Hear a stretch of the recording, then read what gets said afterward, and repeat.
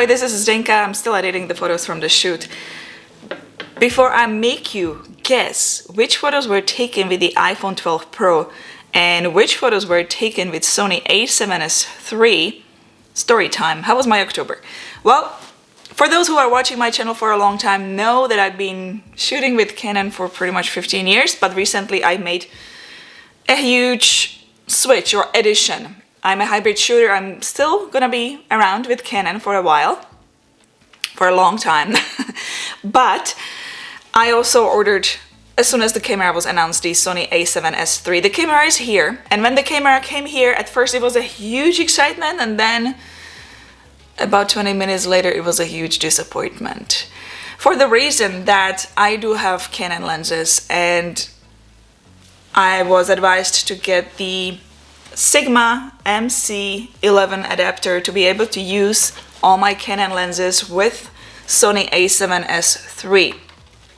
Unfortunately, this adapter is great for those lenses if you are gonna be doing photography with the camera. The autofocus works like a charm. I have absolutely no problems using the camera with Canon lenses for photography. However, when I switched it to video, it was a whole different story. None of my Canon lenses are working with autofocus.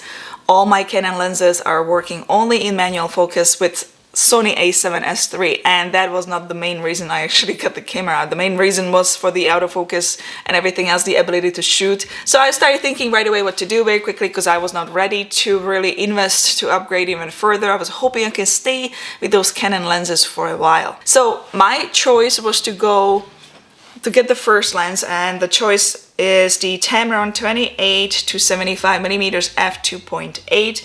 The reason I chose this lens mainly is the cost. Obviously is 1/3 of the Sony lens. Also, what I like is that it's very light and it's smaller. For me it's very important because I know I'm gonna be using gimbals, I know I'm gonna be filming handheld. I'm a female, I don't have a very strong arms, so any weight reduction really is helpful at this point. So my camera setup is, this is gonna be the primarily camera for all my professional needs and for filming all those stuff for clients, products, etc. The second camera, which is also gonna be my backup and also mainly vlogging camera, is the Canon M6 Mark II. Because of the size, it's tiny, it's very light. And the third camera, which is gonna be covering all my social media obviously, and also YouTube, is, I would say, it's another professional tool I need, and it's the iPhone 12 Pro. Having those two cameras for only about a week, I needed to take them out, have some fun with them, try them out, test them out, see what I can get out of those things and how I'm gonna be using it.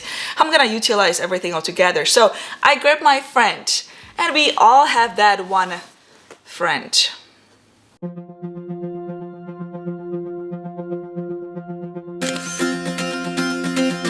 I'm the more conservative one. Yeah, I am not. I am not conservative. I'm totally open. And we walked around and took a whole bunch of photos, and we were talking as well. We took some silly photos as well. Now I put those photos together, edited them similarly, and cropped them similarly. Your task will be to guess which photos were taken with the Sony a7S III camera with the Tamron lens 28 to 75mm, and which photos were taken with the iPhone 12 Pro.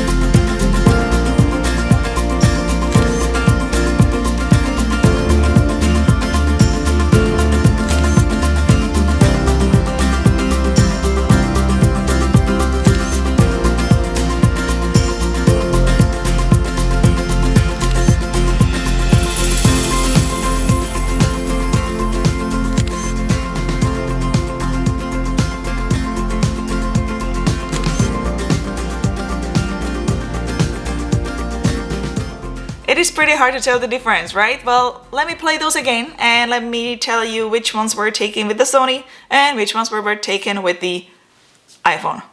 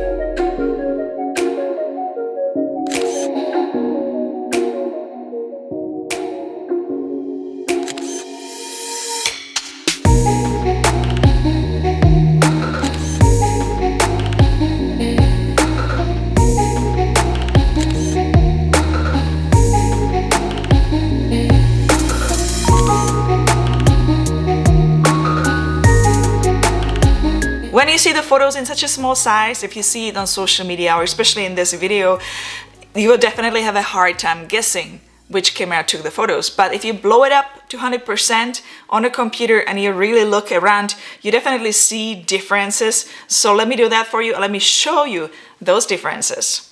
As you're looking at the photo taken with Sony a7S III, you can see that the background is nicely blurry and the foreground is nicely blurry as well. She is nicely sharp. That's because of the lower aperture, because of the shallow depth of field. It is 2.8. Now, when we look at the iPhone photo, you can actually see the same thing. That is because I took this photo in the portrait mode. And for those who don't have such phone, they are not familiar with the portrait mode, basically it is done digitally. So when you are taking the photo with the iPhone 12 Pro, it will already blur the background for you and the foreground for you. What's really nice about it, that once you take the photo, you can edit it even further, you can make it better even further. So when you hit the edit, you can actually change the aperture value still after. So you can make the background even blurrier, you can go down to f1.4, or if you want the background to be sharp, you just bring it up. So I'm gonna keep it at about f1.4, and now she is all in focus, but everything around her is blurry. How precise is it? So let me blow it up at 100%. If you are looking around the head and around the edges, you can see that here and there, there's this area with kind of just like gets blurry, so it's not that precise. If I put photos side by side, one from Sony, the other one's from iPhone, look at the hands and skin tones. It's definitely different from Sony versus phone. The iPhone photos are pretty close, they look pretty good. Obviously, if you would be submitting it to stock, you have to fix all the imperfections, it would not be accepted. But for social media, for personal needs, family photos and stuff like that, it's certainly scary how it went ahead and how it developed.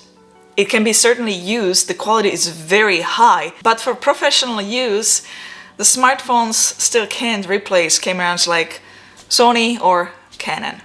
It was a fun little session, especially getting used to the camera, because let's face it, if you're adding different brand, you are switching from different brand, then the menu and all the buttons are different. I'm not at the point yet that I would not even look at the buttons and know what I'm doing, but I can shoot now. I know where everything pretty much is. It's just taking me a little bit longer. It's not as fast as I would do it with Canon. I'm pretty much used to everything on those cameras.